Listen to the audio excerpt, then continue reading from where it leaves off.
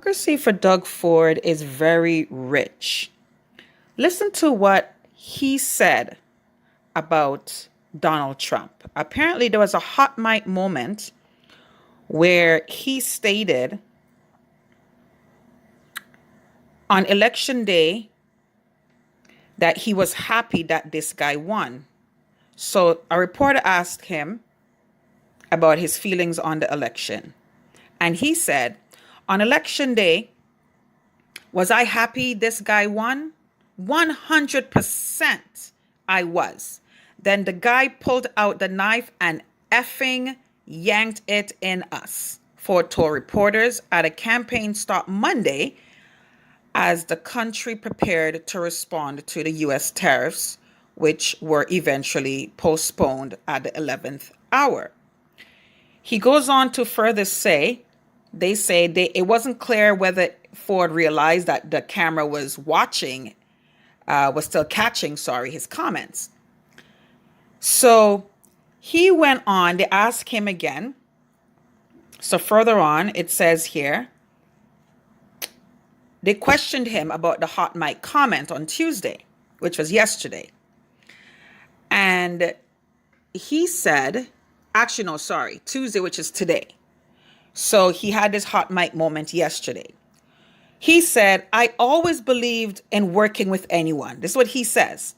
Ford said during the campaign stop in Ottawa on Tuesday, which is today. And yeah, the hot mic, he, meaning Trump, makes me swear. Once in a while, I think he makes a lot of people swear in this country. So I thought it'll be a little different, a little change. But obviously, he decided to pull the knife out and stab us. He also said that Trump had supported across the country.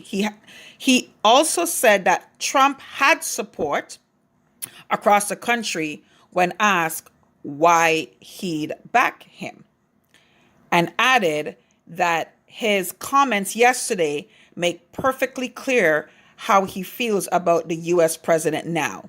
So you see, he flip-flops. This is why I did my part 1 of my video, and I have a part 2 coming up because I'm going to go deeper into Doug Ford. He's a hypocrite. He's a walking hypocrite.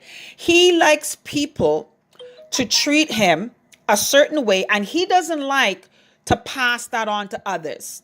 He always wants to be on the receiving end, but he doesn't know how to give grace, forgiveness, let bygones be bygones. He doesn't know how to allow people to be truthful and address their present issue. He always wants you to make concessions for him. Always make concessions to benefit Doug Ford. Doug Ford rides the coat trail and the coattail of the popular, whatever's popular. Doug Ford does not have a piece of integrity in the pinky of his finger. This man moves wherever the wind blows. He's like the shaft. Psalms talk about this. The book of Psalms. He has his speeches for people's religious holidays and all of that. I don't even think Doug Ford himself, I don't know the last time he ever actually sat down and did some mirror work and some self-work and some self-reflection, whatever denomination he is or spiritual journey he's on, to really stop and ask himself, who is he? Because deep down, he has to be honest that he is not a conservative. This is why he's able to just flip out on Doug Ford, because he taught on Trump. Doug Ford was able to flip out on Trump because he thought Trump was like him. He thought Trump was a person that really says that he's one thing but does another. See, Doug got a wake-up call that Donald J. Trump is a man of his word. You might not like what he says, but he stands on business. Whatever he says he's going to do, he's going to do. He doesn't flip-flop based on people's feelings or he is a man of, it's one thing you could say about Donald Trump. Like him, don't like him, but you can never say this man surprises you. If he says he's going to do something, he runs on a campaign promise and he delivers.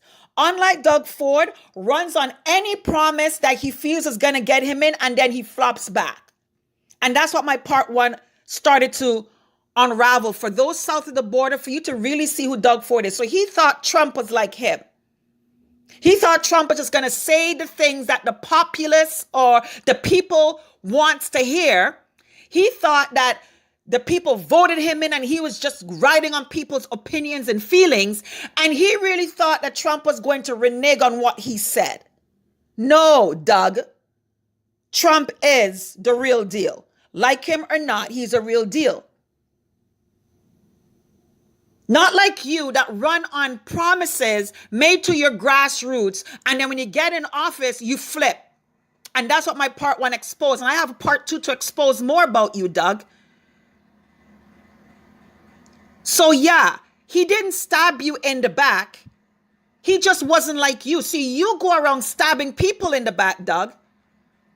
And then you want people to forgive you when you flip-flop on the things that hurt their families, destroy lives, attack people's moral being and fiber and their family foundation.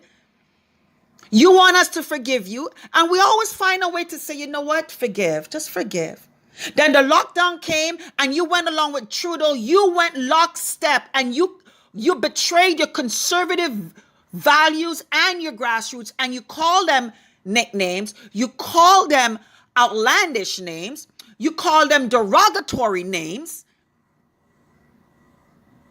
And then in the middle of it, you said, we got it wrong, folks. You're destroying children's developmental. You're destroying their mental health. You decimated our young people.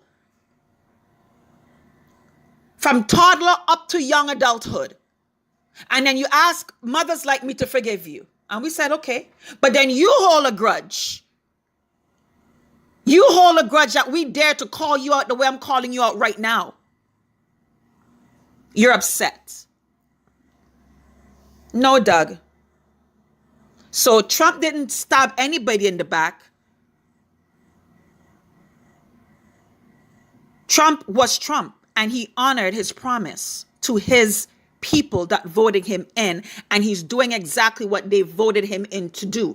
Unlike you, Doug, you are the one who flip-flops like a fish when you're out of water. And then you ask people to throw you back in and have mercy on you because you need to breathe again. You want a second wind of life. No, Doug. Trump did not stab anybody in their backs. If anybody that is stabbing people in their back, Doug Ford, is you. Especially when you reach out now and you gatekeep and you prevent mothers and fathers who stood on business. Unlike you, you now don't want them to come in because you know they're going to hold you to the fire, and you don't want that. So Trump didn't disappoint. He didn't stab anybody in their back. And he didn't win on popular votes and just ride in the waves of popular opinion and then come in and then do a Trojan horse on them. No, Doug. Trump is the real deal. You might want to take a page out of his book. You might want to take a page out of Danielle Smith's book, because she's another true conservative, unlike you, who ran on a promise and delivered, like it or not. See, that's what true conservatives look like. I know it seems like an anomaly, Doug, and just like, who are these people? But yeah. Somewhat like your brother, rest in peace, Rob Ford, who went in and did exactly what he said he was going to do, and people hated him for it. You know, in every family, there's always that one that the family tolerates, you love as a family member, but there's personalities about them that rub you the wrong way because they're really integral in their best way that they can. There's certain things about them that you know you can bank on. Rob has addictions, but also Rob was a man of his word. We were hoping that he might have had some family members, some support, even the city that could have assisted him for him to put a word on his recovery. Because he's a man of his word, if we could have him put his word towards it and show the support, we could have assisted our mayor in actually being an amazing example for addictions and recovery. Toronto would have been in a much better place, hands down, if we actually did rally around Rob Ford and assist him in continuing to get rid of the gravy train, and also assist him to put himself first and get his addiction addressed. So Rob Ford, Lord, Trump did not disappoint. Trump is a man of his word. You might want to learn a lesson or two about what that looks like.